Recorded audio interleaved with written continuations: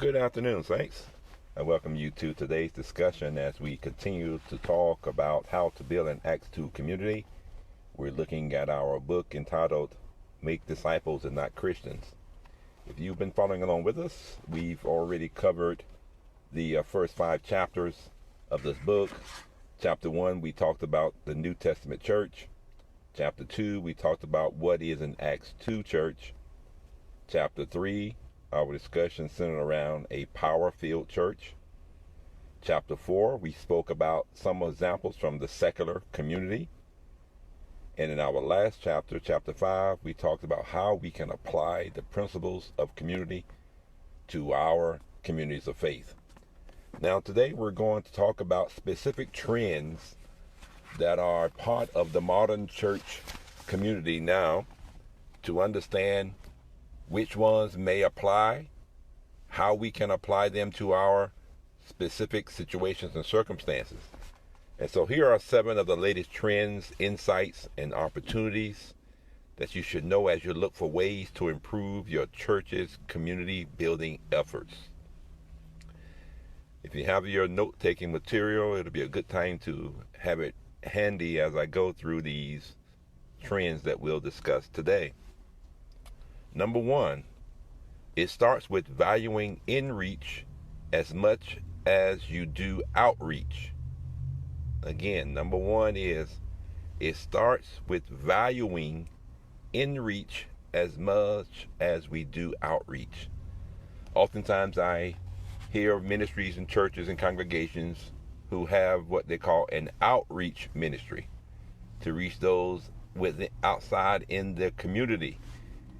But we need to value in reach, that is to have ministries designed to minister to the practical as well as spiritual needs of those within our community. That is very important. Number 2, community building requires more than teaching.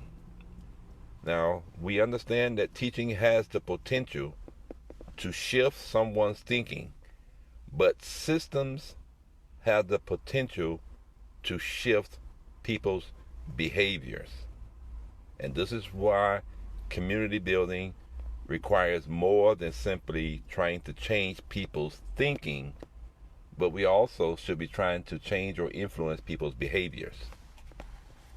Number 3, churches use data for discipleship. Now, data or information might not be the first word you think of when it comes to improving discipleship.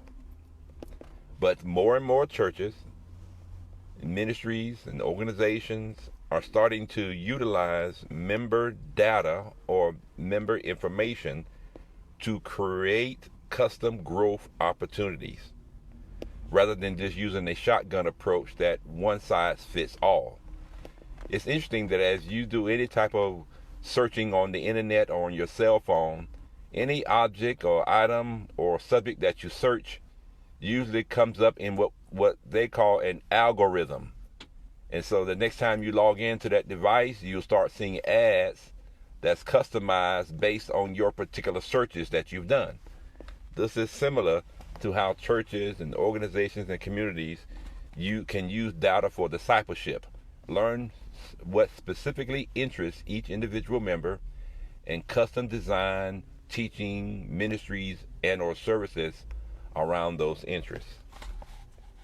Number 4, we need to understand technology's role in making disciples. Now, of course, in the biblical text of Acts 2, they didn't have the modern technologies that we had, but I'm sure they used word of mouth that spread among the communities. One scripture verse talks about how the people saw how much they loved one another and they wanted to be a part of that community. So we must also have word of mouth. And one of the ways we can use technology is through the forum that I'm using today. I'm using the Facebook Live audio. There's Instagram, there's Twitter, there's YouTube Live. So there's lots of ways that we can connect people to draw their interest into what we're doing. It's not just about connecting with people now, It is about showing them exactly what we're doing and how it can benefit them, how they can be a part of that, how they can become a active member and free to use their gifts, skills, and talents as well. So we need, number 5 again, is understand technology's role in discipleship. When we collect members' data, there are numerous ways that we can improve our church disciple making strategy. And I've given you a few examples of how we find their specific interests and cater ministry services and or products around those interests. Number 5, don't miss discipleship opportunities. Don't miss discipleship opportunities. Now, one of the discipleship opportunities that most churches miss is an intergenerational community. And when we talk of intergenerational, we're talking about different generations. Perhaps you may have an active young adult ministry from 25 to 35. But what about the ministry of those from 15 to 18 or from 18 to 21? And certainly we don't want to forget those who may be in the age range of maybe 45 to 55 or 55 and older. So we don't want to miss any discipleship opportunities. And that means that we should think about how we can promote, start, and advance our intergenerational communities. And it's not just about having a ministry specifically for the 18 to 21 year olds, but how can the 18 to 21 year olds have a connection to the 55 and up community? How can we share and enhance one another's generational group? Now, of course, as you're older, you're not going to be able to do a lot of things, similar things around your home. You may have a practical ministry with the 18 to 21 year olds to come and mow grass, clean house, do light work around the house for a elderly or older member of society. An older member of society may be able to hold a workshop or a forum or a workshop on different business and skill sets that they've learned over the years. So this is very important that we don't miss any discipleship opportunities. And that means that we want to focus on some intergenerational community building. Number 6, as we continue with chapter 5 of our book, talking about specific trends in community building, number 6 is we need to learn to use technology to increase small group effectiveness. Now, this is very relevant in these times because of the pandemic that's taking place around the world. Many people have resorted to video chatting, Zoom, and all kind of online virtual meetings. So it has been a great way for people to learn, to develop, but it shouldn't just be a trend. This should be something that we should utilize for this younger generation. Pretty much grew up in the technology age, and that is their most common form of communicating. This is why most, even prior to the pandemic, most church facilities, brick and mortar that is, were lacking in most intergenerational ministry because this younger generations, they did not grow up accustomed to attending brick and mortar churches. So we must be able to, again, if we're going to serve every member of our community, every member of our society, and if we're going to expand our community base beyond what we have traditionally done, we need to look at new ways to use technology to increase small group effectiveness. And that means we realize that we don't want our small groups to simply be a place for people to connect. We want them to actually be a catalyst for growth and genuine discipleship. And our final point or trend that we're going to discuss today, trend number 7, is that we want to ensure that people aren't slipping out the back door of our small group ministry.